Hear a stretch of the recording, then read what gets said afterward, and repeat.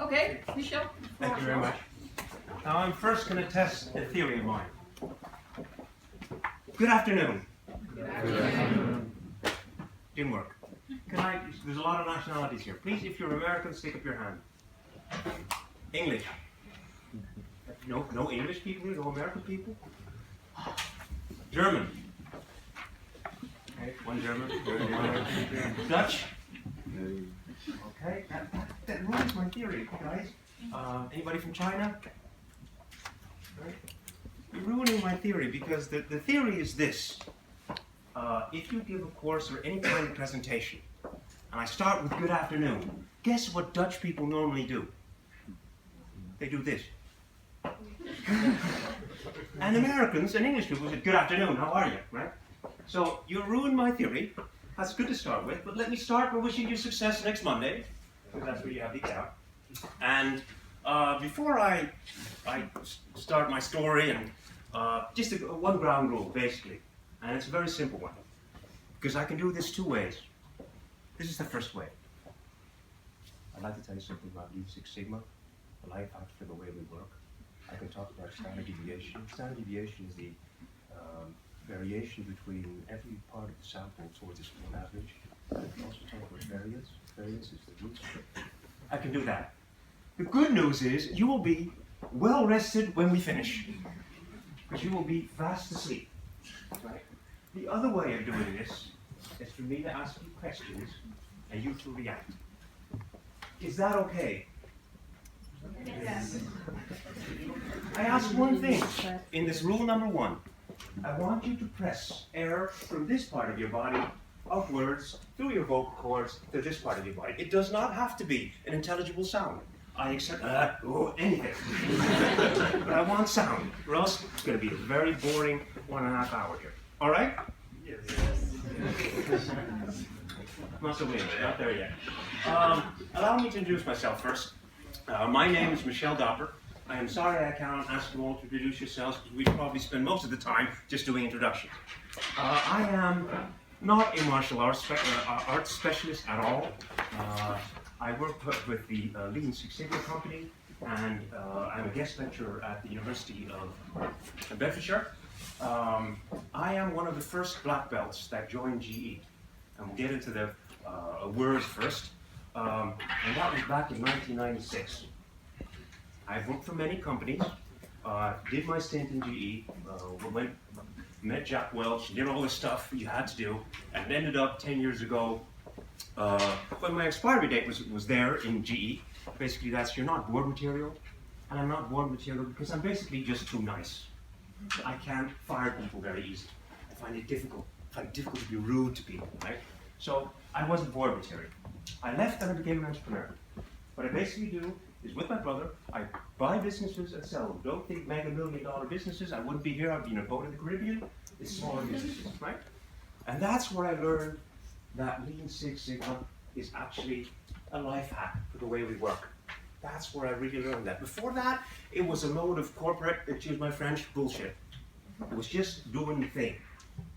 What I want to share with you is basically my practical experience. So if you're awaiting a lecture on statistics, I can give that to you if you want to. Any volunteers? No. Surprises me. I'm not going to do that. I'm going to give you especially examples from my own experience, because I would hope that would enable you to learn through them and not make the same mistakes I made. All right? When I joined GE, you had a lot of military people, which was basically what they call people leaving the services after the first Iraq War, right? And when we did this, and if the Master Black would ask, is that okay, guys? Is that right? Our answer was, sir, yes, sir. You don't have to say sir, yes, sir, but you can answer my questions and ask questions. Is that okay? Yes. Somebody will always say sir, yes, sir. As long as you don't say ma'am, yes, ma'am, I'm happy with it. Any noise will be good. And I'll be asking you questions and I'm expecting an answer. Now, let me show you what I want to discuss with you. First, what is Lean Six Sigma? And I'll just try and give you a high-level overview of what it is. Who's heard of it? And there's, I can see, that's another difference between nationalities. If you ask Dutch people, who's heard of it, or did you experience this, they do this. Guess who does this? Americans. You see Donald Trump doing this. So, could you raise your hand again if you heard of it? Okay. Does anybody know what it is? Can anybody give me any view? You read what Lean Six Sigma is. And it's difficult to be the first one to open your mouth in a large group. So any strong people here, brave people? Go ahead. One of my clients in Brazil, Yeah. they do the maintenance of aircraft engines, Rolls Royce, and they have a specific set of processes that they don't have to test if the engine is working. They simply do the maintenance, they break everything down, put everything back together, put it on the airplane, and just go flying. Word you're saying is process, right? Lean Six Sigma is about process. Yeah, they have a specific set of processes so they don't have errors, and they can trust everything. They don't have to test the engine before. Yep. What? Other opinions? What else? Getting rid of waste in the process. Waste. Lean. We'll get to that. Anybody here a black belt? Because they use titles like black belts, green belts, which will go on later on. The second thing I want to talk about is basically what are life hacks, and all of you should know that, right? If I would, sorry Pascal, all of you should know that a life hack is something to make life easier, right? So I want to demonstrate, and that's basically in the third point, that really Lean Six Sigma is all about life hacks, but then in the way we work, in our processes, right? Then with regard to reducing waste in a lean environment. The next point I want to discuss with you is why does it not work? Because it's very old, and there's a reason why there's resistance and why it doesn't work. And I'm going to share with you what I think and what I've seen, and what I'll do is I'll also discuss what can you do about it, right? And I will refer to two companies I know very well as business case, and that is GE, General Electric Corporation, and Toyota. To be specific, Toyota Bushuku, which was the first Toyota business being set up. And they are considered to be at least very far ahead in continuous improvement with regard to Lean Six Sigma. Is that okay, guys? Right? Makes sense. So lean, I heard waste. What else what happens if you work in, if you would be me and you would come into a company and say, I am a lean consultant? What do people think of? I'm waiting for an answer. What do you think of? Making business processes more efficient. Efficiency? What does that mostly mean? Less time? More productivity. More productivity? Less resources. Less resources. That's why I never come in and say I'm a lean consultant. Because what do people think? Crap. Headcount reduction. My job. Right? That's the first thing they think about. It's about efficiency. It's about getting rid of resources we don't need. So you will find things like headcount reduction, getting rid of people, saving costs. I haven't heard that one here yet. That's what you think of. When you speak of lean, that's what you think. In a few moments, I'll show you what I think lean is, based on Womack and Jones, and give you some history. Now, when I say Six Sigma, it's about processes. What do you think of? What is Sigma? You should know. Standard deviation of what? It's not the standard deviation in general, but it's the standard deviation of the population. Yes, sigma is a Greek letter. It's the standard deviation of a population. And sigma. Right? What else do you think of when I say, let's apply Six Sigma? A lot of you have heard of it. What do you think? I read law. I'm a lawyer. I read law at the Vrije Universiteit in Amsterdam. I had one professor. His name was Wassenberg. And what he did was the following. You would have lectures like this, and you had to prepare yourself. And when I was a student, I don't know how that works today, I was more interested in beer and women than I was in the subject that I was studying. Right? So I wasn't really serious. And there's this thing that he used Roman or Latin expressions. And I remember him talking about one of those, ne bis et idem is the expression. You can't be judged twice for the same crime, right? And I remember I hadn't learned it. And he would come up to me and he asked Mr. Doppert, what does ne bis et idem mean? I said, as you were all saying, I don't know. He said, Mr. Doppert, that is the incorrect answer. What does ne bis et idem mean? And he stood with me like this for 45 minutes. Obviously, I never ever forgot to do my homework after that. So again, I'm asking you, and I'm not going to stand in front of you 45 minutes. What do you think if I talk about Six Sigma? What is it? Reliability. Reliability. It's about less defects. Reliability, more consistent. What else? You've heard about it, you've read about it, guys. You must have an opinion. You want me to stand somewhere for 45 minutes? I got you worried there, right? Any other theories, guys? What is it? Measure of how well you are in control. Yes, it's a measure of how well you are in control. You're actually referring to process stability, how much control there is in a process, which is, we use a tool called statistical process control, or control charts developed by Schubert in the 1920s. So that's, a lot of that is what Six Sigma is about. But it's not the core, and you haven't heard the core yet of both Lean and Six Sigma. Because when I talk about Six Sigma, the first thing people would think about are things like this. That. Stats. They think of statistics. And one of the great problems I have is explaining people that Lean Six Sigma is not about statistics. Statistics is just a tool. The most important fact is that you have to ask yourself the right question. Questions lead to tools. So it's about asking the right questions. So far, I haven't given you an answer yet. Right? So we're not there yet. I'm trying to give you an answer in a few slides. Have you thought of this when I said Lean Six Sigma? Does anybody know what it is? What's it called? They are the dabba walas and they have a very nice system of working without paper and pen. And those red color things, Yeah. B2, they mean certain stations where the dabbas have to be delivered. Dabba is basically a lunch box, which, like a fresh home cooked meal, which, yeah, that's how it works. And why do I mention this if I mention Six Sigma? Because this is an amazing fact. Six Sigma is very often, as we heard, related to defects. And there's actually a level of defects. It means that you have a process, if you reach the level of Six Sigma, where there's only 3.4 defects per million opportunities.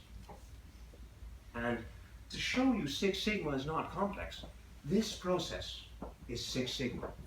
If they deliver these lunch boxes and it's from Mumbai to all the workers in the city, from all the villages, and it's done by car, by bike, by train, only 3.4 in a million of these meals gets lost.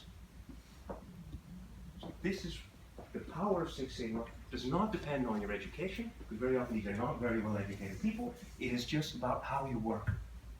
Can anybody else give me a process or some activity which is also Six Sigma, where you will only have 3.4 defects in a million opportunities? And I bet you, this is inductive thinking, all of you have experienced it. I'm pretty sure you have. Airlines, then Flights. Because if you would have a level of 4 sigma, that would mean you would have roughly 6,210 defects per million opportunities. Does anybody know how many flights there are in the air every given minute or every given day? Give me an estimate. Shout something. It's not 15, no. What do you think, guys? Nope, not 10,000. Oh, the whole globe. There's even apps to do this. How many flights are there? Every day. Give me a number, guys. 7 million. Actually, it's more. It's something like 20 million. There's 20 million flights every day. So imagine you would have a process capability, that's what it's called, of 4 sigma, which means you have 6,210 crashes per million flights. You have 20 million flights, you can calculate you'd have roughly 25,000 crashes every day. Would you fly? You wouldn't.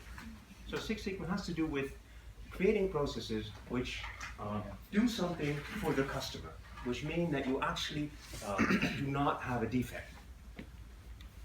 So when you look at it, it's first of all, it's always directed to the way you work. And the way you work, another word to say, use for that is the word process. Anybody tell me what a process is?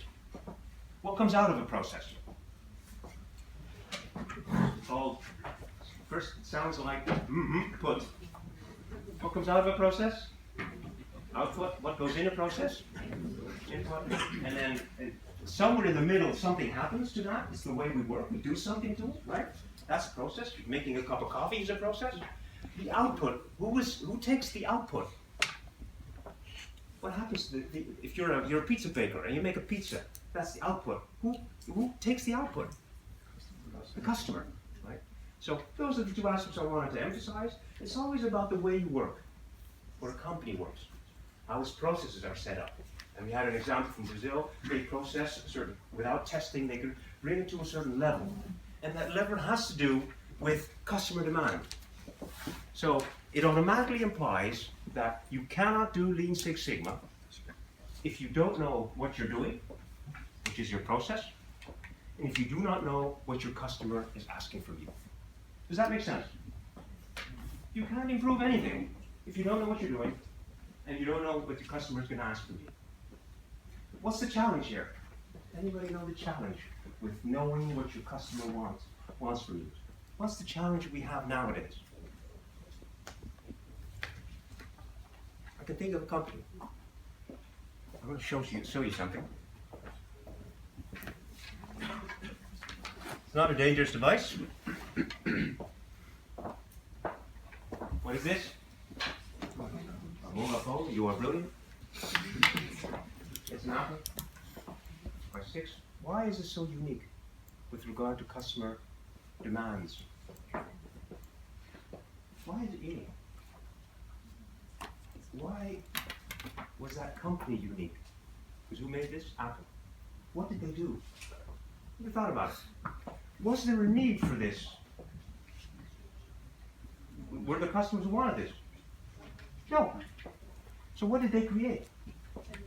They created a need. This is not a phone. You know that. This shows you something about you. So the difficulty about Lean Six Sigma is sometimes you will not know what your customer wants from you. And to make it worse, you will actually be the one influencing it. And I'll give you an example. Companies will withhold a prototype and will keep the prototype in it. I'll give you this example. We own a watch factory. This is Christian van der Klauw. I have to always advertise. Christian van der Klauw. And if I repeat this 7 or 8 times, you're going to leave. He talked about Christian van der Klauw. They're luxury watches. People come to this company, or our company, and they buy watches which don't even exist. We probably can't even make. Sorry? It's very expensive, but people will buy something just because it's not there. So that's something which is difficult with regard to Six Sigma. Now, I'm going to refocus it on a life hack, because you'll see the words here. It is actually directed at processes, it's directed at customer demands. It is a set of techniques to manage and structure that is made easier and more convenient the way you work, so that you actually meet customer demand.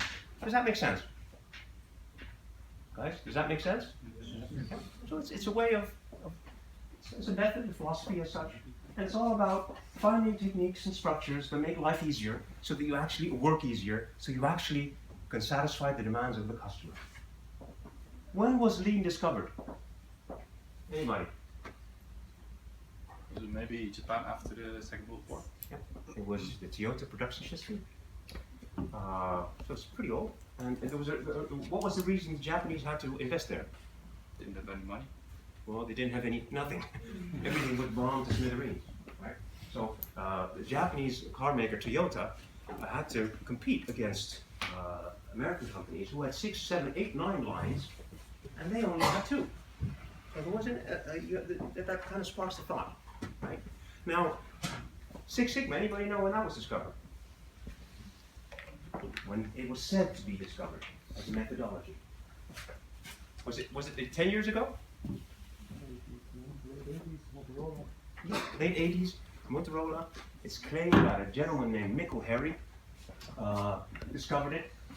I met Michael Harry because in the beginning, GE started with this, so we were all taken to meet Jack Welch and meet Michael Harry and stuff. The guy is a bit of a strange fellow because he comes from Boston. Not that doesn't make him strange. I apologize to all Bostonians. Oops. What made him strange was he was wearing cowboy boots and a cowboy hat. Now, if you know Boston, Bostonians is IDB, right? So you're not going to have a cowboy hat. And he spoke like this, but he was from Boston, which is really weird, right? He is the one, apparently, who claims to have discovered Six Sigma as a methodology. You can also see the companies, give the logos to you, and you can see the dinosaurs here. Why am I showing dinosaurs?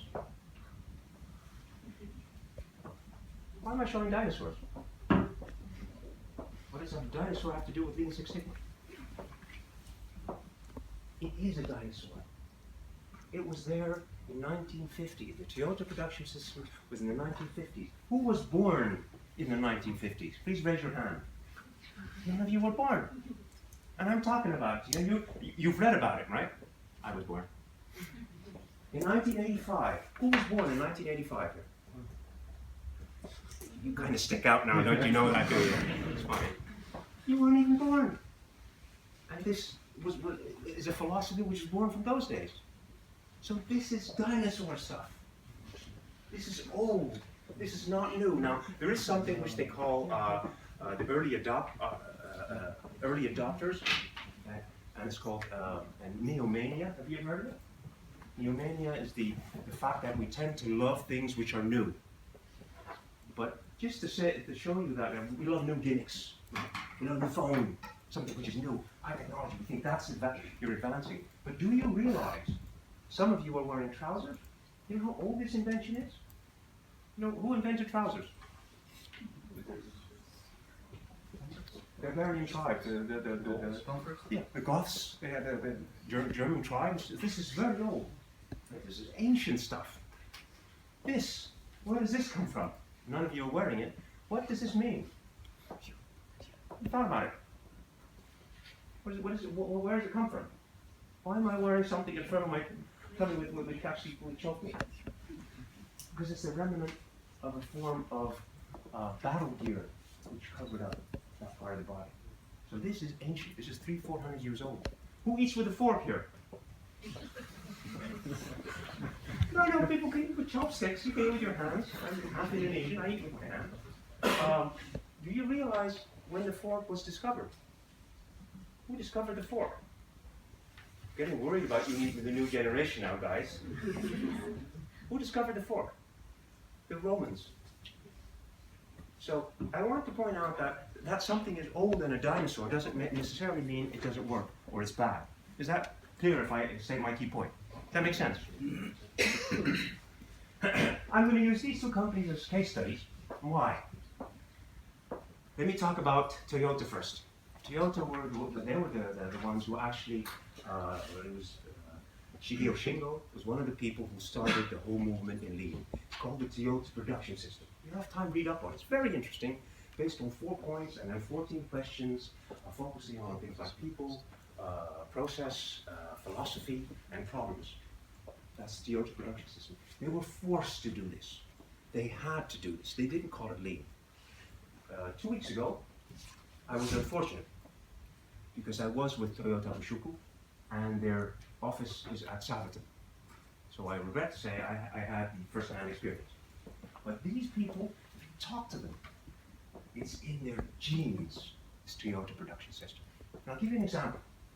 They were wearing uniforms. It's the Toyota Bushuku uniform, look it up. And what I noticed when I walked through the office, all of them had that, there's a zipper, and they had the zipper exactly at this level. And why? Because it was a red line across the uniform. Every one of them had that. And when I talked about the Toyota production system, it was obvious it is something in their DNA. To them, it's almost a religion. Right? So that's the one hand. Now, let's look at Six Sigma. Six Sigma was indeed introduced by Motorola. It really got its bang when Jack Welch, anybody heard of Jack Welch? No, he was the predecessor of Jeff Immelt. He was the one that made GE big. I met the guy. He's an alien. He's not from this planet because he does not blink. If you were to meet him, he would do this. Right? And I thought when I was sitting on a table with him, this is me. I am blinking at the exact moment he's blinking. So I'm seeing him staring at me all the time, right? It's really weird. When somebody walks through a hall like this, you get really spooked. It's really weird, right? That's how he walked. And next to me was another black belt from Asia. And I asked her, you know what we're going to do?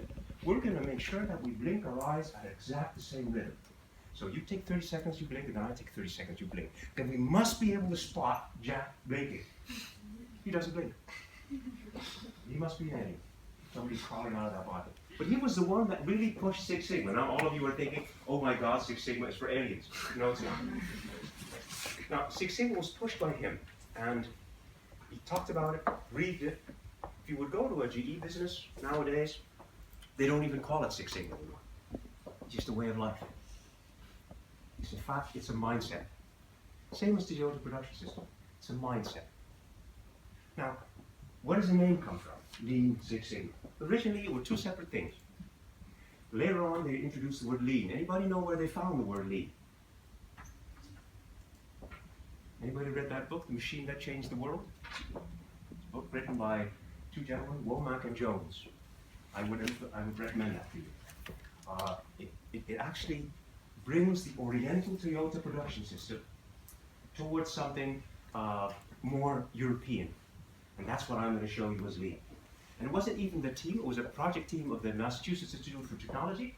It wasn't even that team, or these two guys that cornered the phrase, was one of the team members. And as of then, everybody talks of lean. And they combined Lean Six Sigma for a reason which I'll show you later on. And that was combined later on, probably early 90s. So we're still talking dinosaur stuff.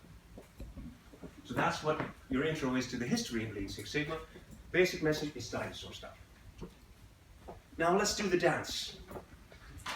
Who can dance here? There's a lot of very modest people here, I'm sure. There must be people dancing. I can't dance, I can't paint, I can't draw, I can't cook. So I have none of those properties. But I'm using the word dance because I think Lean Six Sigma, Lean and Six Sigma, are basically a way of dancing. There's a certain rhythm to it. And you'll see that that rhythm is very similar, but also that rhythm is very logical. It's not rocket science. Now remember what I said Lean Six Sigma is all about processes and all about customers. Processes, the way we work, and customers. Now, both Lean Six Sigma are continuous improvement methodologies.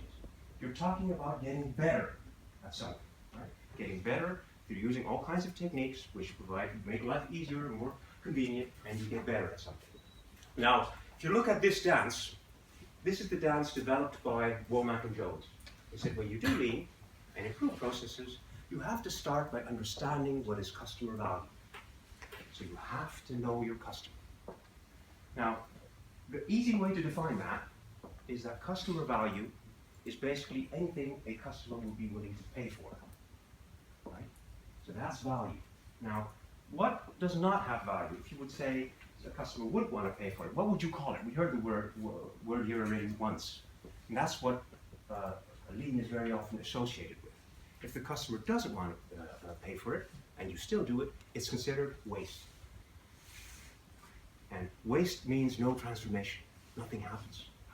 And there's a very simple acronym, take it with you, TIMWOOD, types of waste. I'll give you an example. The first one is transportation. Transporting things adds no value unless you're a transportation company. Inventory has no point. There's no point in having a lot of inventory if something isn't rare. Does that make sense? Because you're buying a lot of stuff, you're investing capital in something, you're going to have to insure it, it's going to occupy space. Motion is my favorite. That's why you always see this thing close to me. Because if I would put it over here, every time I would have to click a slide, I would waste my time to get it here. Does that make sense? So you want things, if you look at me, you want things to be, the motion to be sensible, right? The next one is something which all of you have done in your life, which is horrible, and it gets worse as you grow older. It's called waiting. Now, waiting, the worst example of waiting, where you really are wasting your time, is flying to a destination with an aircraft. Who's flown somewhere recently? Where did you fly to? Dublin. Sorry? Dublin. Dublin. How long was the flight? 2 hours. 2 hours? How long did you wait at the airport? I got there 2 hours early. So you wait almost as long as you fly. So that's a lot of waste. Does that make sense? Waiting is horrible. The next one is overproduction. Making too much stuff. Now, it's considered the worst form of waste. Think of a McDonald's who just makes hamburgers without customers. You'll fill up the whole McDonald's shop with hamburgers. You're going to have to throw that away because nobody's going to buy it. The next one is overprocessing. And overprocessing is very obvious. Here's one where you see a lot of overprocessing. How much functionality do I use with this, do you think? Now, consider I'm a dinosaur, so how much do you think? 5%, maybe 10 if I'm lucky. You guys probably use 20, maybe 30. 70% is overprocessing. And Apple invested in, and who's paying for it? You are.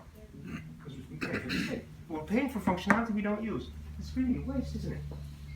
And the last one is defects. If something goes wrong, it means trouble. You have to solve it over and over again. So here's the first step in Lean. Understand your customer. What is value for your customer? He wants to pay for it.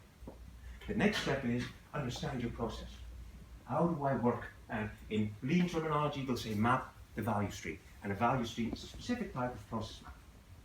And again, you cannot improve if you don't know what a process is. Then it talks about once you know what your customer wants, once you know how you work, you have to create a flow. So you don't want any interruptions when something is going to your customer. Think of a flow when you go, who goes to McDonald's? It's always another striking thing. I ask many countries, who goes to McDonald's? Everybody sits on the hand. And there's all McDonald's all over the place. That's impossible. If you go to McDonald's, you want that hamburger to be made and flow to you as quickly as possible. You don't want it to wait and people touching it. You want it to flow. Does that make sense? Okay. So that's the flow bit. Then the point with regard to the customer. Because you mentioned efficiency first when I asked what is Lean, right? You mentioned waste. Now, imagine this. I am a factory. You're all working for me. And what we make is concrete swimming vests. Concrete swimming vests made of concrete. Each one weighs 100 kilos. And we're very good at this because we're very stable. We can make them, actually one will be 99, the other will be 101. And we can be very efficient in doing this. Can you imagine that? We can be having a process of making concrete swimming vests, and we're very good at it. No waste. We're very efficient. We don't waste resources. Is anybody going to buy a concrete swimming vest? What do you think? I'm not sure. I know there's an Italian group of people in the US. They might want to buy some of your devices, right? So Lean is not only about efficiency, because if you think about it, you can be very efficient in doing the wrong thing. You can be very lean, no waste, but you're doing the wrong thing. The customer doesn't want it. So the next point is ensure pull. Make sure you deliver what the customer wants when he wants it. And the last point is, I would almost say, a remnant of the Oriental background, which is strive for perfection. Does this make sense, guys? It's very logical. If you want to improve things, this is the way to do it. Now, I can do the same with Six Sigma. You can see there's a slight difference. Both of them are continuous improvement methodologies. All of them trying to make our work easier so we could meet customer demands. And with Six Sigma, you start with asking yourself, what's the problem? And what does the customer want with regard to that problem? Once you ask that, this is very much like lean, customer value. The next one is, how do I work? How is my process operating? What does my process look like? That's the second step. And at the end of that step, that's where you have all the statistics. When you look at process capability, you will define how good or how bad you are. And that's always based on a customer opinion. So again, if you do not know what a process is with your customers, you can't do this. So in measure, this is the next phase. It says it's about measure, it's about collecting data. You will be able to say, this is how big my problem is. Then the next step, if you know how big your problem is, you're trying to try and find the root cause. Sound logical to you? Finding the root cause, providing evidence, that's where the statistics come in, because you're working in samples. The next step, once you know the root cause, what are you going to do? I know the root cause of a problem. What do you do? Find solutions, find things how you solve it. You test them, test if they're working, you do a pilot or whatever. And the next step would be, you would implement them and make sure there's a control mechanism. Does this make sense, guys, as methodology? This is rock solid. And remember, it always presupposes knowledge of your process and knowledge of your customer. So this is what Lean Six Sigma is. It works in phases called the make, and the other one works in steps called the steps of Womack and Jones. Any questions? Is it what you expected? Any questions, guys? Very quiet. Which can either mean that I am very clear, or my breath is not very good. The other possibility. So this is what Lean Six Sigma is. Basically, continuous improvement methodologies, looking at improving the way you work. Now let me bring that back to my statement and look at it from the point of view of a life hack. And after the life hacks, I'll give it a break. Is that okay? Sure. Then we'll have a break at around, that's what I mentioned, wasn't it called 2:30? 15 minutes, and then we'll start again until 3:30. Is my English okay, guys? Anybody? Yes. Okay, screwed up. So I did this with a group of Korean gentlemen, and I spent hours talking to them. You know how you have that feeling when you have this look in somebody's eye, which I call the glaze? And the whole group of 12 people, at the end of an hour, had this look.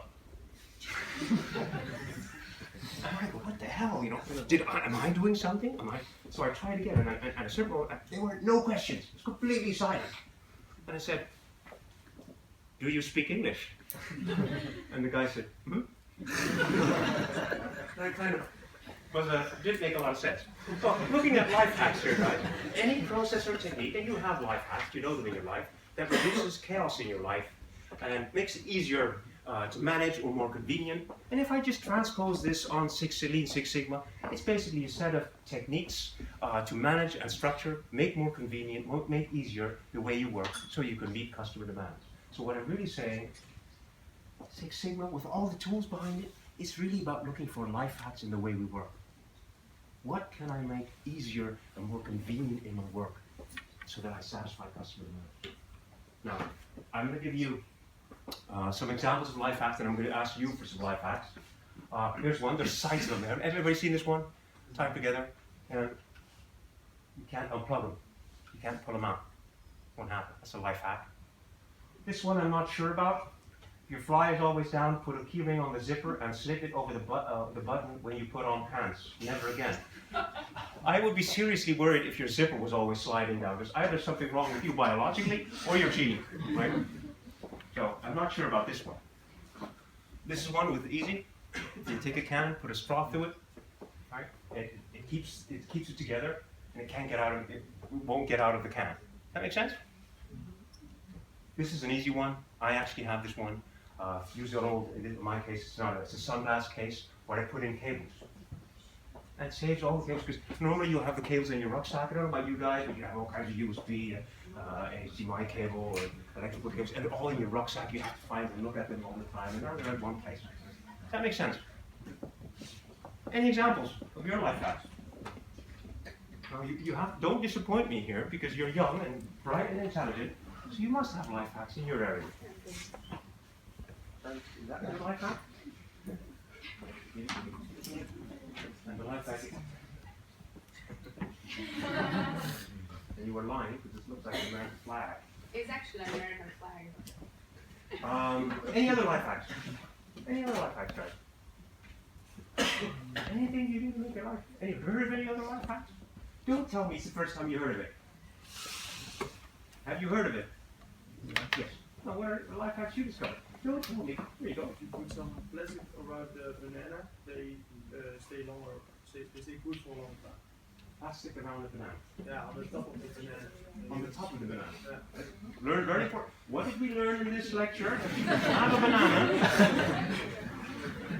Anybody else? Anybody else? I'll give you one. When you grow older, you will notice there is a conspiracy in this world.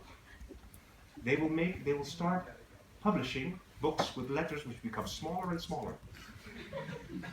It's true. It's a conspiracy. And then suddenly your arms are not long enough because you're trying to figure out how. I used to be able to read this. You know what the life hack is?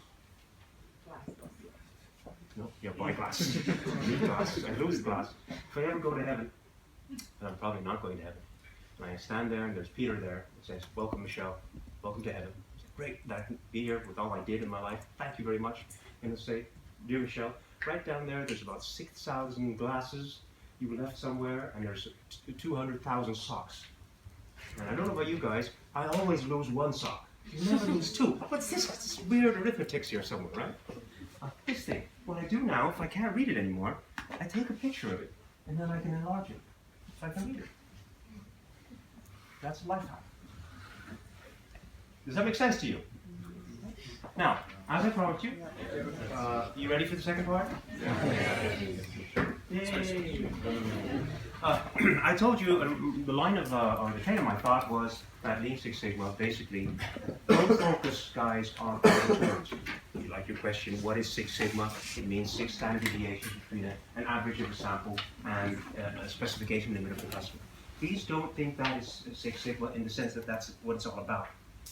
My statement is it's about life hacks. And I'll say at the end, it's about a mindset. And I'll give you a few examples. It's not the road that took me there with all the statistics, which you always see associated with Six Sigma. It's basically the life hack, that one thing that made life easier or work easier. And somehow a project team would get there. This is my first project. Not exactly the screen. The problem was that we missed a lot of tickets. This is an EDI business, it still exists. And we would miss a lot of tickets, a lot of errors would be missed by the technicians who were supposed to solve that. And if not, bring it to second line support, etc., etc. We missed a lot of them in one data center. And we started investigating what the problem was and what the process was. So it's basically what I said, how big is the problem, what are the root causes for this, and can we find solutions for it, and can we implement a solution? And we looked at it from all possible angles, and we couldn't find it. Until I called my counterpart in the US, at the beginning of Six Sigma with GE, Gretchen Kilburn, and I asked her in that center there, I think it was somewhere in Maryland, what does your process look like? So she then described her process, and there were no differences. But they were a hell of a lot better than we were. So you're standing there, and you're just stupefied. All the samples you've taken, you can't find it. And then one day, she says, you know what we're going to do? Why don't you come to Maryland, and I'll show you the center. Out of desperation. So I went into the US. I made another big mistake. I went into the immigration. You know the immigration in the US? When you get there, there's this nice guy who sits there and asks what you're going to do. He's not nice. He's not a nice guy. I made the mistake by saying, I'm a black belt. You see his hairs go up. You're a black belt. Do you do martial arts? No. That's fair. Are you going to work here? Yes. And what do you do as a black belt? Well, I do Six Sigma. That was even worse because nobody knew what it was, right? Some kind of organization, some secret organization. So he was really shocked. But I showed my GE badge and they let me through. I went to that center, that data center there, and I looked at their process. It was exactly the same, the way they worked. Except for one thing, and that's what I'm showing here. The screens on the TVs were a hell of a lot bigger. So what happened is you see all these tickets go from bottom to top, and because we, in our data center, had small screens, a lot of the tickets would go upward and would be lost forever. So the solution is basically, guys, a bigger screen. That's the life hack. It's not rocket science. Another example. What I do is I coach black belts. do a practical assignment with them, I visit them, I help them do a project. Right? And here's a guy working in a laboratory. And there's a lot of problems they had with basically a certain device where they would test something and they would be ruined, they'd have to do extra work. And it was all about putting these things in incubators. Now what had happened was they'd have to walk down 2 floors because that's where the incubator was and they had to put it in. But while they were walking down, the experiment would be ruined, right? So what's the solution? Get the incubator upstairs. Move the incubator upstairs. Solution solved. Does that make sense? That's a life hack. This one, if you ever see this, it's a two-pin Kanban, which is used a lot in operations. A Kanban is basically a visual sign or signal indicating that you're allowed to work. It's a Japanese Toyota discovery. A two-pin Kanban is very simple.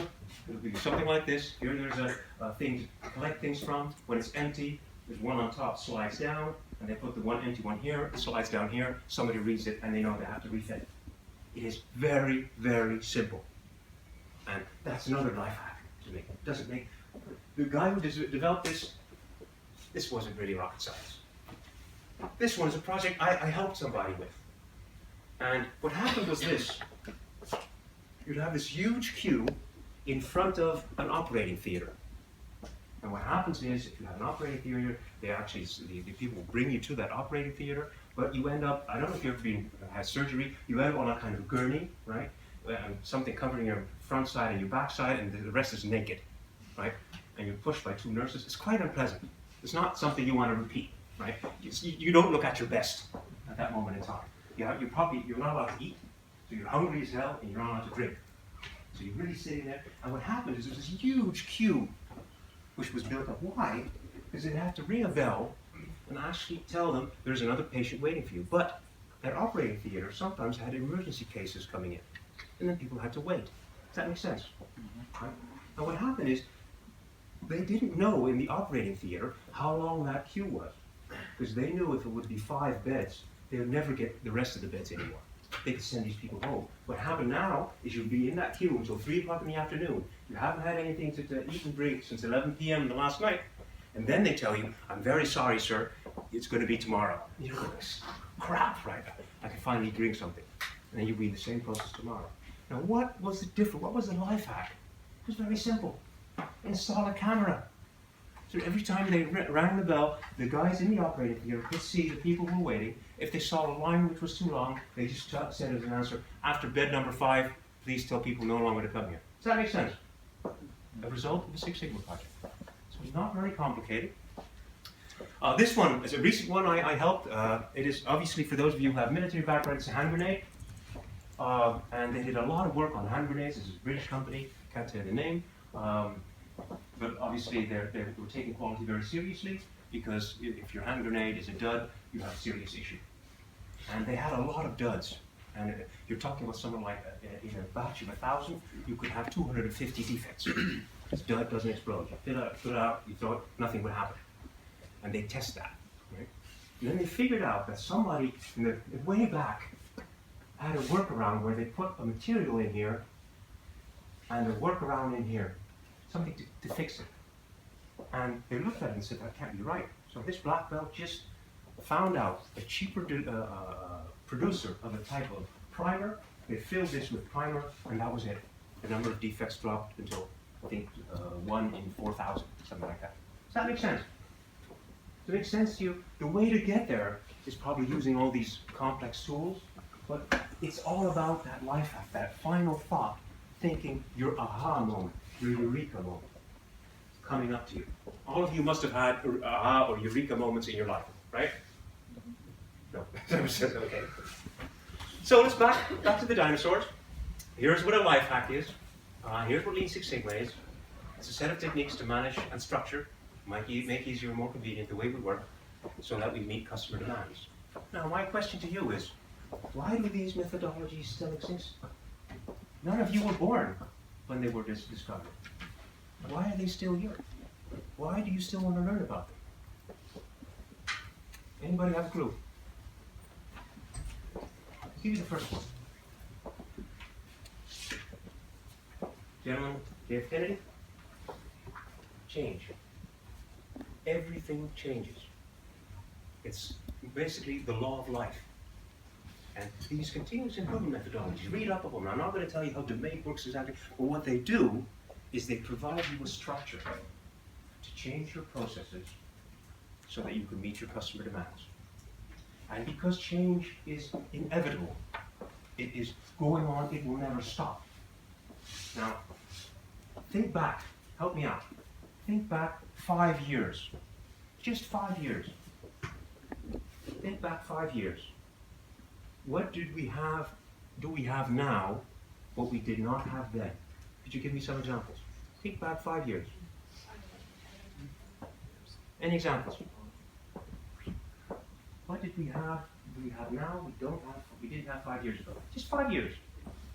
Talk 2011. Anything? 4G. 4G. Yeah, 4G. One. What else? What else do we have now which we didn't have then? What's that? Sorry? A hoverboard. What else? What do we? What's 3D vision goggles? How about Netflix? 3D printing, Netflix, Uber. There's a lot of these things you can come up with, right? That change is moving ahead. If I meet you in 5 years' time and I ask you the same question, you're probably going to give me stuff, which I'm going to say, hey, never thought about it. And that change needs to be structured, because you can't just go ahead and do it. Does that make sense? Right? So really this change, did you know that in this, do anybody know what that is?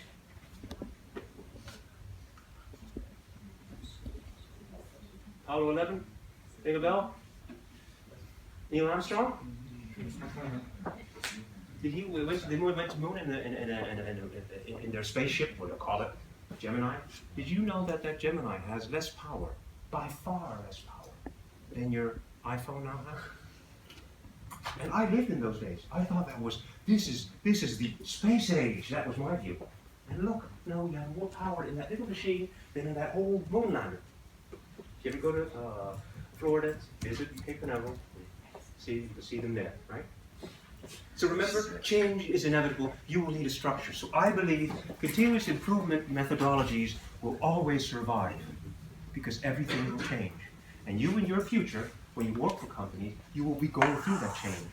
And I hope you work for companies that actually give a structure to that change. I don't care which one it is, but Lean Six Sigma is one of them and gives you that structure.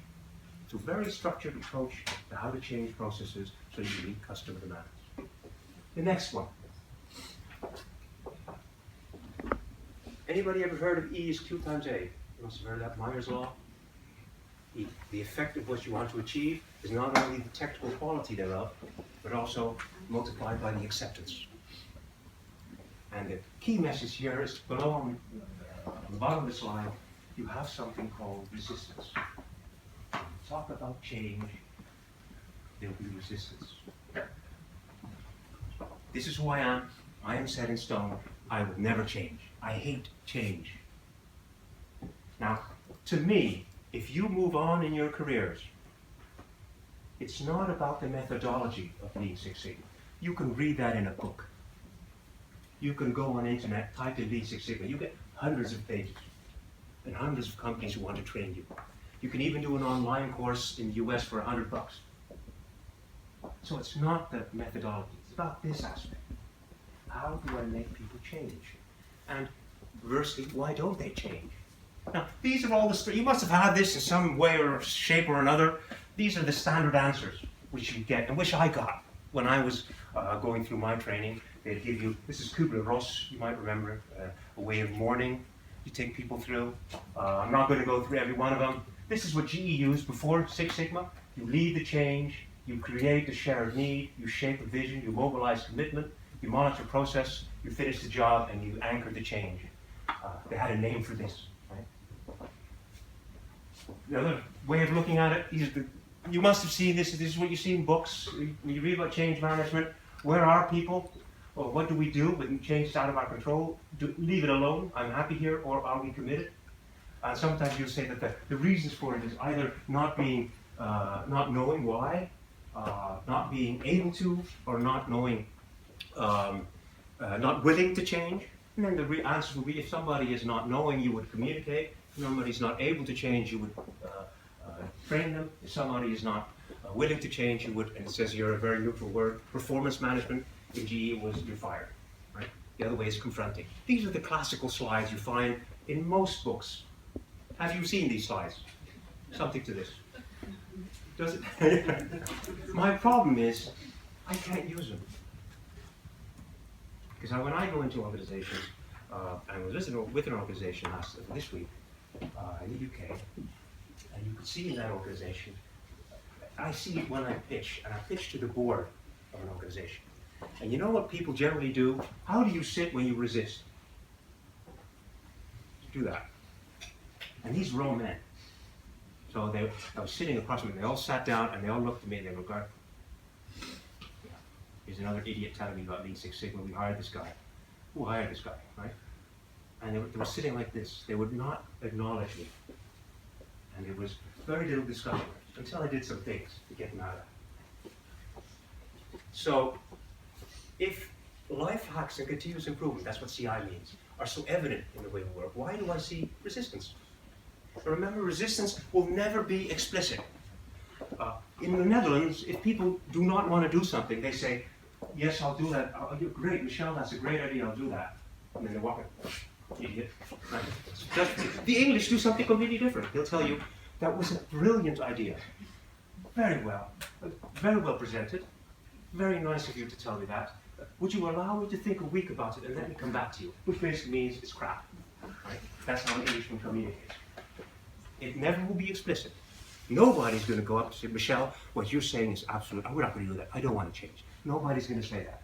We'll be hiding. And it leads to basically no improvement. And it happens to a lot of organizations. You'll be amazed at what I see sometimes. I have seen flammable material being stored outside, which is against any process and any regulation, and it happens day after day after day. The other thing you see in most companies is firefighting. Fighting the symptoms. And this is when I go to a company and the board and the people are always very busy. They're running around like chickens without a head. And they fix a symptom. Well, what happens if you fix a symptom? It pops up again. You see the same symptom popping up. And yet, at the same time, they'll refuse to do any kind of continuous improvement methodology. We're too busy, that's what they generally say. We're too busy repairing our defects. We're too busy to fix this, instead of looking at the whole picture. And the next step is basically you have the standalone continuous improvement initiative. You introduce a Lean Six Sigma initiative. It's run by people like me, by an external consultant. It'll be run just by the staff, not by the departments itself. Basically, it'll fizzle away once you leave. It kind of collapses. Anybody recognize that? You work for a consultancy firm, you'll recognize it. Basically, it collapses. Because nobody really was accepting what you were saying. They might have liked you, but they didn't accept it. And if it is so easy, why don't I see more of this? This is the ideal state. And this is basically just a life hack. It's continuously improving the way you work, making it easier, less or more convenient, so you match customer demand. It's actually part of what I do. And rarely do I see this.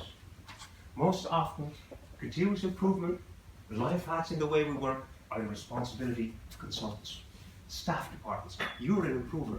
And when you do the job, you don't have to improve, I will do the improving for you. Which is very peculiar. Any of you do sports?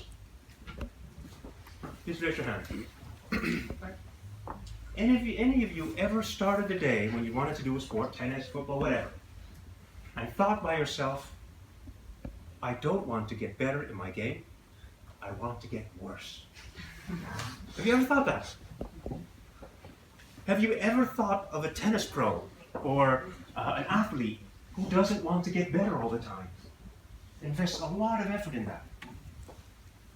Have you ever seen such a professional, such a sport professional? No. My soccer team? Your soccer team, okay. Your soccer team is it? The one from review. Okay, well, I could, there's a lot of Dutch people here, so what I could say is, Dutch soccer. They're all millionaires anyway, they don't care. But it's rare. I hope you agree with me. It's rare that anybody starts his day and basically says, I want to get worse. I want to get worse at what I'm doing. I want to screw up all the time, not just once, but the whole day. I want to become the worst of the worst. Everybody hates me because he always makes mistakes. Nothing works when he catches it. It doesn't exist. So somewhere there's something wrong. There's a lot of resistance. But we all realize that in real life, nobody stands up and says, I want to get worse.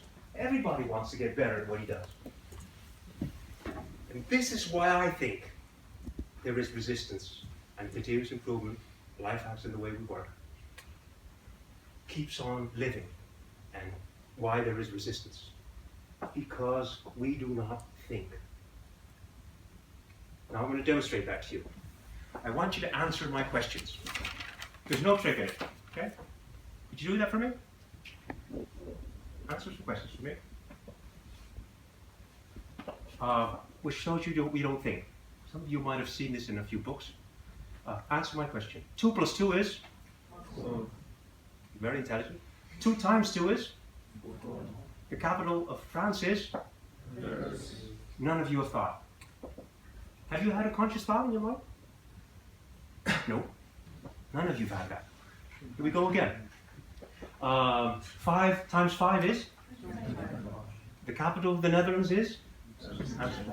5 plus 5 is? 18 times 19 is? 343. What happened when I asked that? People freeze. You froze. You know the answer. You can calculate it. I use my calculator, but you can actually do the 18 times 19, 18 times 20 minus. You'll figure it out. But we don't think. And I'll give you some reasons why we don't think. Here's the first one. It's called the bias of loss aversion. It will mean that the emotion, the sadness you will feel if I steal 100 euros from you is more than the happiness you will feel if I give you 100 euros. And this goes back to us living in trees. We don't want to take risks. Because if we fall out of the tree, the alligator eats us. So you are risk averse. Does that make sense? A lot of people by nature will be risk averse. When I meet a lot of people, I talk about change, they look at me, they say this, but in reality they don't want it. They're risk averse. And again, I'm going to give you some examples here. We are lazy, as I just told you with an example of counting. Anybody find this one out? You guys are? Answer is? Yes. So this is easy, right? Pattern.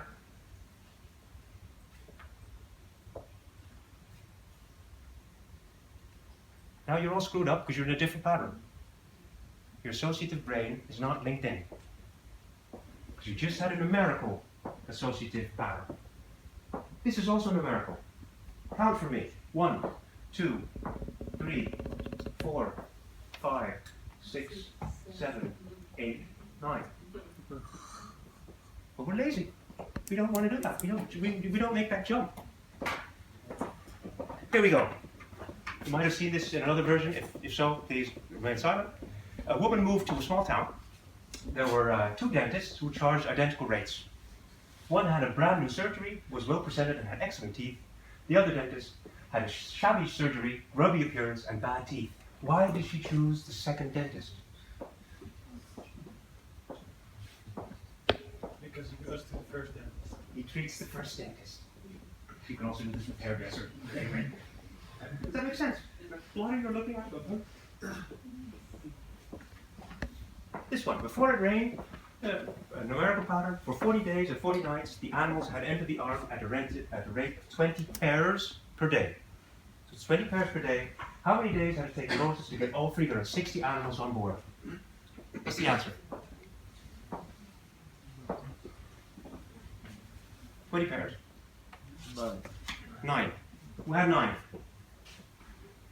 Yes, incorrect. This is what's called. It's 18. Nope. This is nope. This is what is been used at I think it was in Boston, University of Boston. It's called the Moses paradox. Read it again.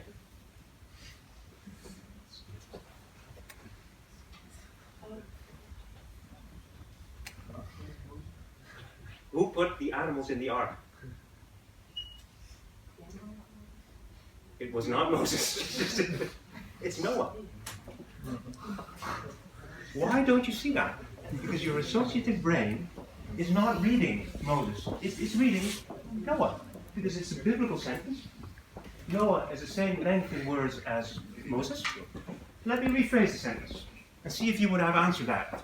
Before it had rained for 40 days and 40 nights, the animals had entered the ark at a rate of 20 pairs per day. How many days had it taken Barack Obama to get all 360 animals on board? All of you would have said to you, hey, wait a minute, that's not Barack. Barack Obama didn't do that. He did a lot of things, but he didn't bring those animals on ark. Right? You would have picked it up immediately. One more. If you know the answer, please remain silent. What's your gut feel? What's your gut reaction to this? A baseball bat and a ball cost together $1.10. If the bat costs $1 more than the ball, how much does the ball cost? An answer now. You've seen it before. Very clever. Most people answer 10 cents. But it can't be true. It's $1.10 plus 10 cents is $1.20. Again, an example where we find it difficult to think. Anybody read the book, The Chimp Paradox? Stevens. The Chimp Paradox tells you, and I'm not going to tell the whole book, but I'll show you what. Got it? The Chimp Paradox tells the story that each of us as beings, there is the rational me, the computer, but also my chimp. The chimp is a survival chimp. It's a jungle chimp. It's interested, it's not logical, it's not rational, but it's interested basically in survival and having sex with other chimps so that they get little chimps. Right? Sorry for the very direct approach, but that's what the chimp is. He's direct. And the chimp, this real jungle chimp, wants to be respected. He doesn't like other people who take in his position because he'll hit you because you could steal other women. You could steal one woman. Go away. That's the chimp. And that chimp appears in boardrooms. People are not rational, but a chimp jumps up. And he starts saying, I don't want to change. We have done it this way, and it is always right. But it's not him. It's his chimp talking. You are invading my territory. I am very protective of my territory, because if you take over my territory, I will no longer have any other chimps to mate with. This is the chimp. Anybody, I don't know if you ever had that, have that. This is the chimp that makes me nervous. Because you might not notice it, but people like Tom and my brother always notice. Before I give a lecture, my chimp wins. I am nervous. And rationally, it's totally crap. I have been giving lectures like this to thousands of people. So why am I scared? It's because it's chimp. Anybody ever in the evening have something nice to eat? When you go to your kitchen, in the dorm, and then suddenly you're ready for eating, you're full, then you see these peanuts there. And you know I shouldn't touch them. What do? It's your chimp. It's your chimp ruling you for 1 second. Now, this chimp actually rules boardrooms. It rules companies. And it makes people not think logically, but probably resist, because they don't want change. It's a threat to me. Does that make sense? Okay, so that's another aspect to it. We're not numbers driven. Just think about this quietly. If in 30 days, over 30 days, I give you $1,000 a day one, and then $1,000 day two, $1,000 day three, and $1,000 day four. That's option A. This is option B. I give you 10 cents day one, 20 cents day two, 40 cents day three, and 80 cents on day four. Which option do you choose? Some people choose A, some people choose B. Most people choose A. This is the one with rice kernels on the chessboard. We do not think exponentially. B is the right answer. It's actually going to give you a few million. We don't think exponentially. We don't think numbers. Why not? When you are living in a tree, you are interested in food, right? You want to have a banana. So you get yourself a banana. You rob off the peel, because if there's a peel on it to make it, as for a life hack we just had, to keep it well for a longer time, you take that off and then you eat the banana. You cannot exponentially eat bananas. So it's one banana after the other banana. So we're not numbers driven. Does that make sense? And you find this in boards where you present something. Another thought. If you are in a company and there's 50 people telling you this is not going to work, this is a crap idea, your reaction is going to be, it's a crap idea. It's called your herd behavior, your herd instinct. Groups operate like this. Anybody ever heard of this one? It's called a groupthink. And this groupthink relates to a team of people who were around John F. Kennedy and who attacked the Bay of Pigs. 40 times they had a group of revolutionaries from Miami flown in. They attacked the Bay of Pigs in Cuba. That was a stupid idea. They didn't look at Castro's Air Force. They had no idea that they didn't have enough weapons. Why did this group make that decision? Because the effect of a groupthink comes in. A group of people closely knit together with one leader will believe that leader and follow that leader, will have an air of invincibility. They will say, whatever we do, it will always work. And that's what that team had. You find this in boardrooms. You will find this in boardrooms where you have a very strong CEO. People will follow him. There'll be a close-knit team, and they'll make decisions which make no sense at all. So again, we don't think clearly. Here's the last one. Have you ever heard of the confirmation bias? Confirmation bias is very simple, and everyone has it. If you have a certain opinion, you will disregard text or evidence which is against that opinion. You will only read what is for that opinion. This is why witnesses of crimes are so difficult to find, because you only see what you want to see. Does that make sense? Now, this really happens, guys. If you're looking at a company, you'll see that people will only read what they want to read. They don't read the other opinions, because it is dissents from what they want. Question. In the English language, are there more words that start with a K, or are there more words that have a K as a third letter? What do you think? First reaction. You probably all going to say it starts with a K. It's wrong. It's actually the third one. There are a lot more English words with K as a third letter. Why do we do that? It's called the availability bias. We look at, and everybody does that, we will look at things we know, we've seen, we could think of. We don't look at things we haven't experienced. So you will see this in a lot of companies. They will resist change because it's not the way they do it. They just keep on moving. Does this make sense, guys? That I'm saying the real reason for resistance is people don't think clearly. They don't get the effect. The last one I want to show you is the default effect, the warm and welcoming pillow. Everybody has it. Who's an Apple fan here? Who has an Apple? Android. Most students have Android, and you will stick with Androids, right? Go to the S6, S7, you'll stick with them. People don't change habits. You like what is comfortable, what is known. Everybody would use an Android. I know how it works. Picture this in a business. In business, they have the same thing. We know how it works. So fine. Let's not change. Let's not do that.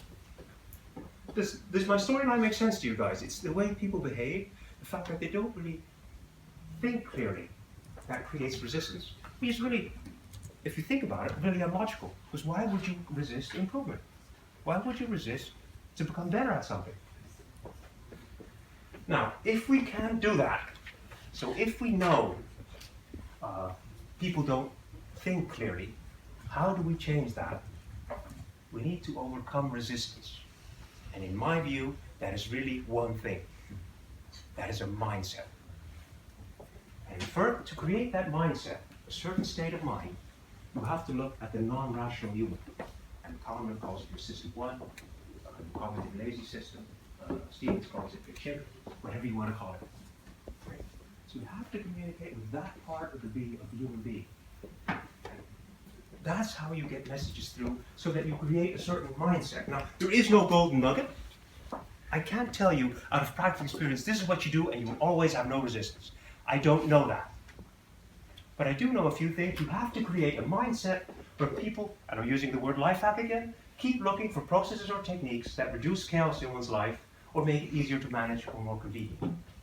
You have to try and instill with people a mindset where you want to get better all the time, where you're looking for life hacks of the way you work, so you get better at the way you work. That mindset is not always easy to find, and I'll use GE and TL as examples, because how do you get to that mindset? That's the next question I want to answer. First, is the loss aversion is in our advantage. People generally do not do things if you tell them what's in it for them. They'll especially be motivated to change their mindset if you tell them what happens if they don't do it. What are the disadvantages of not coming on board? And GE was very good at this. They clearly stated, if you would not become ingrained with the Six Sigma mentality, you will not have a career here. You can never go past a senior professional value. So it's a very strong motivator for people to start changing their mindset. Does that make sense if I say it that way? To a certain degree, it was too strong, but that's a matter of culture. So the first thing really is about making sure you tell people what happens when they do not change, when they do not change their mindset, instead of telling people what's in it for them. People don't think clearly. They won't pick that up. This is very difficult. Read the sentence written there. There is certainly no necessity that increasingly reflexive transmissions of cultural traditions be associated with subject-centered reason and future-oriented inflexibility towards the required shift in behavioral conditioning. None of you have picked up that sentence. And here's Jack Welch, by the way. You need to communicate. So if you want to create that mindset in a business, and there's resistance in that business, you need to communicate. But you need to keep it simple and clear. The moment you start using the sentences like below, that's the moment you lose people. And GE was very concise, very clear. I don't know if you ever tried that. It's very difficult. Communicating on a very base level is very difficult. The second thing you need to do in your communication is you need framing. I'll give you an example. What's healthier? Meat that's 98% fat-free or meat that has 2% fat? Most of you probably have thought about the meat that has 98% fat, fat-free for 98%. But it's exactly the same as the bottom line. But we don't see that. So what you need to do here, if you're communicating, frame the way you communicate. And what happened in GE and in Toyota, first of all, that frame was very much adapted to the culture they were in. If you look at the TPS system, Toyota production system, it is in everything they communicate. They frame it in something positive.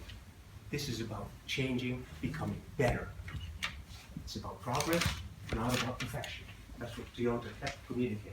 GE was very clear in its framing, was said we are going to be Six Sigma in 2000. Bang. Does that make sense? So communicate, simple, frame the message, and don't give too much information. I stole this from a consulting firm, and that's some of the change. Nobody's going to read that. And if you look at GE and Toyota uses an A3 format. Has anybody ever heard that? A3 boards, A3.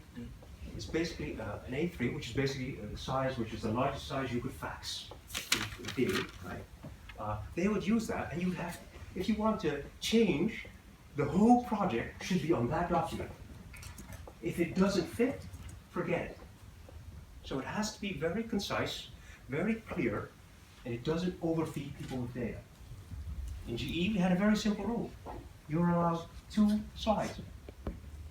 Present it, if you can't present it in 2 slides, don't present it. Does that make sense? Because what you see in a lot of change management projects, a lot of continuous improvement projects, you see these big files full of PowerPoint pages. 600 PowerPoint pages for one project. Probably that's work, but if you want to report it, you want to be short and concise. You want to have not too much information ready. Another question I want to ask you. Now, what would you prefer? I have 100 euros here, or $100.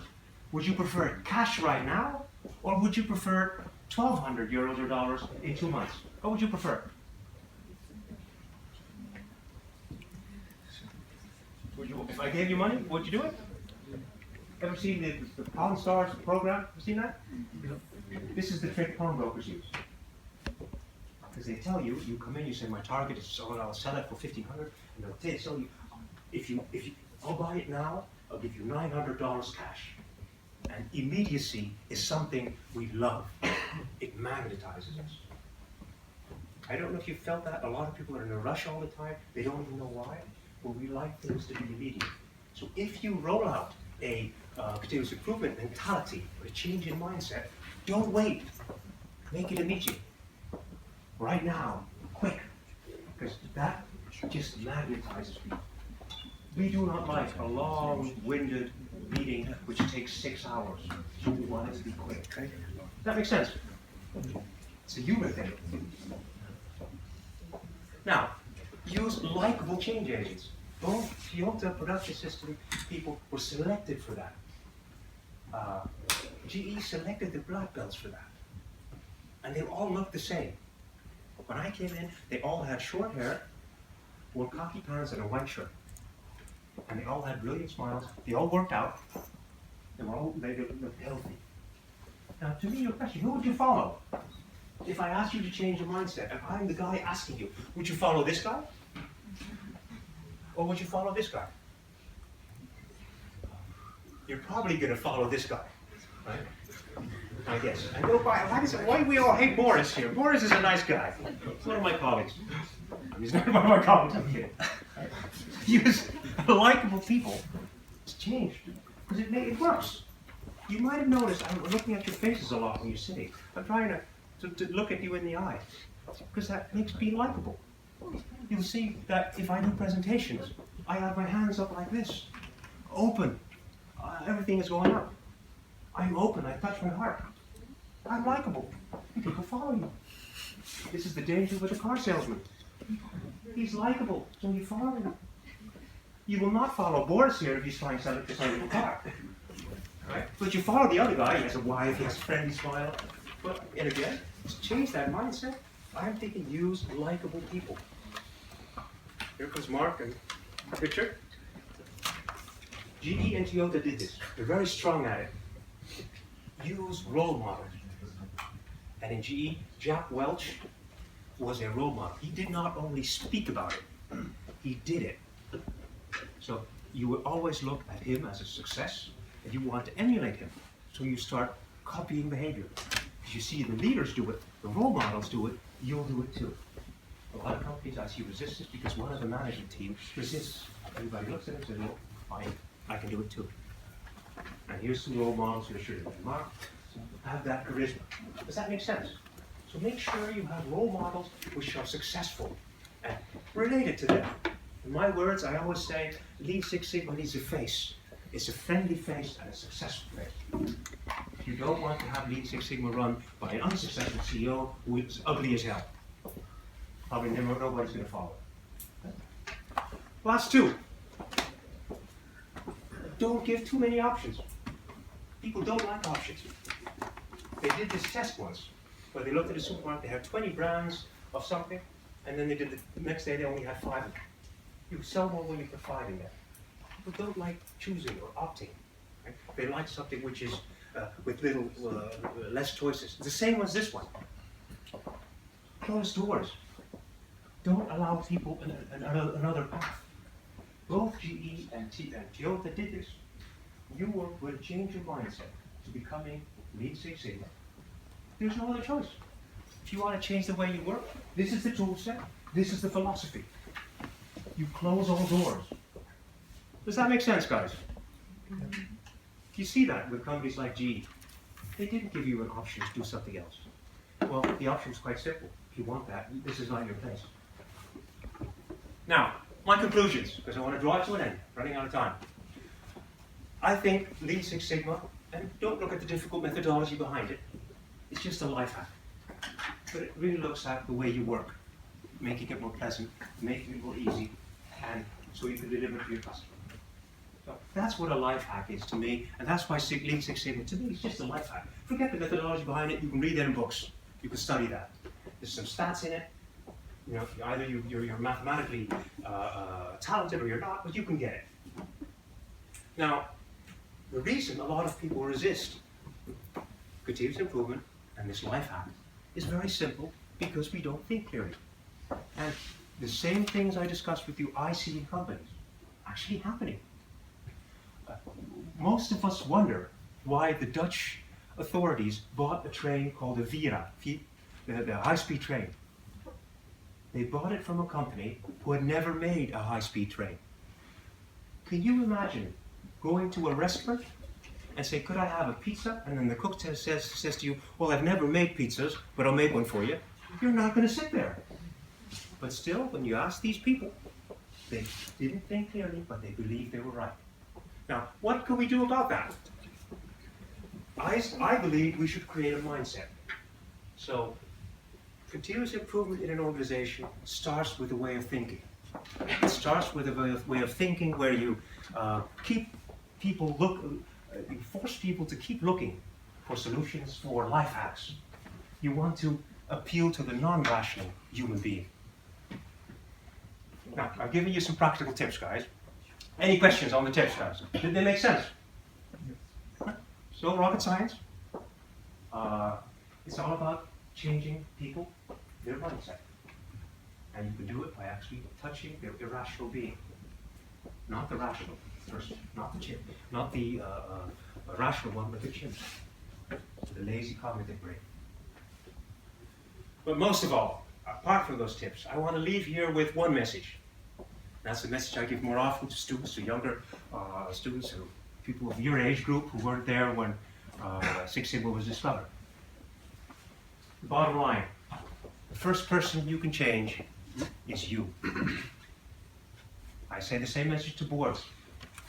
I had a CEO just now, named Richard, and he was talking about big stories.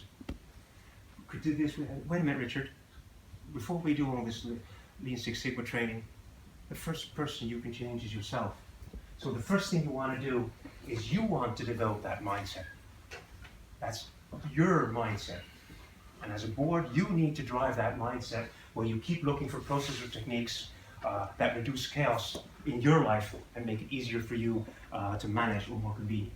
So that's my question to you, my line to you. If you leave this room, think about a guy in a yellow tie jumping up and down, making horrible jokes about nationalities, think about my message. What I ask from you, from now on, whatever you do not accept anything which is below perfect. Change your mindset. When you see something going wrong, fix it. And fix it for good. Questions? I want to thank you very much for your time, for your focus and your sense of humor. Thank you very much, and who knows how much you